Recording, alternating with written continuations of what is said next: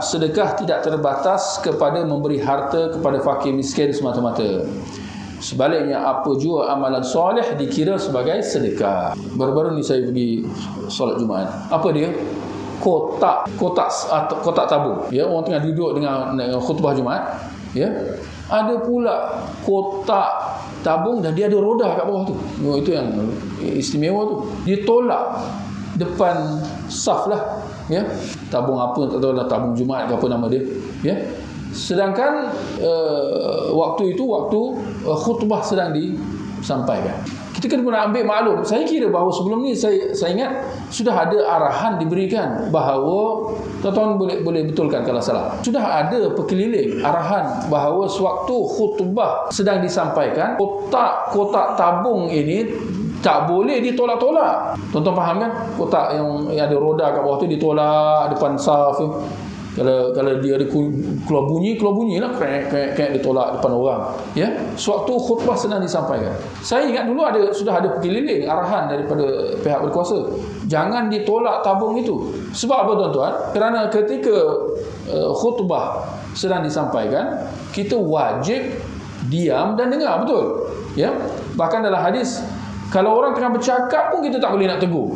Idza qulta li akhika ansit wal khatibu yakhutub faqad laghaw. Kalau engkau berkata kepada saudara engkau diam ketika khatib sedang menyampaikan khutbah, ya, pahala Jumaat engkau telah sia-sia, kata Nabi sallallahu alaihi wasallam.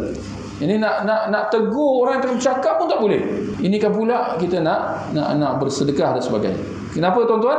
Kerana waktu itu ialah waktu untuk kita beri fokus dan perhatian kepada khutbah yang sedang disampaikan. Jadi mungkin boleh saya panjangkan soalan dekat sini. Waktu khutbah sedang disampaikan, sedangkan ada tabung bergerak yang kita sebutkan tadi. Apa jalan sedekah yang sebetulnya untuk kita lakukan ketika itu? Boleh tak kita nak sedekah dalam tabung itu? Apanya tak boleh. Itu bukan sedekah lagi ketika itu. Kerana sedekah waktu itu di tempat yang salah, pada waktu yang salah. Itu bukan waktu sedekah dengan duit kita. Sedekah kita itu ialah dengan kita diam dan dengar khutbah yang sedang disampaikan. Itu sedekahnya. Dengan kita diam dan dengar. Bukan diam dan tidur. Itu lain. Ya, kita kena diam dan dengar kepada khutbah yang sedang disampaikan. Jangan disibuk-sibukkan dengan dengan kotak tabung. Kadang-kadang saya tengok ada pula QR code. Wah, canggih lagi. Ya.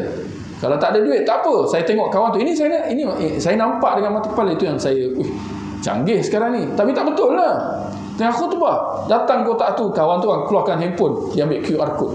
Sama lah, tak boleh. Ya, patutnya tabung-tabung bergerak ni diletak kat tepi. Ya, jangan ditolak-tolak. Ya, kerana itu bukan masanya untuk nak bersedekah. Ya, bahkan kita khawatir niat dia nak bersedekah, tapi kesudahnya jadi apa tuan-tuan? Pahala Jumaat sia-sia. Sebab dia sibukkan diri dia dengan hal yang tak sepatutnya. Ya, sedangkan kalau nak tegur orang yang tengah bercakap pun tak boleh. Ini kan pula dengan nak bersedekah dan sebagainya.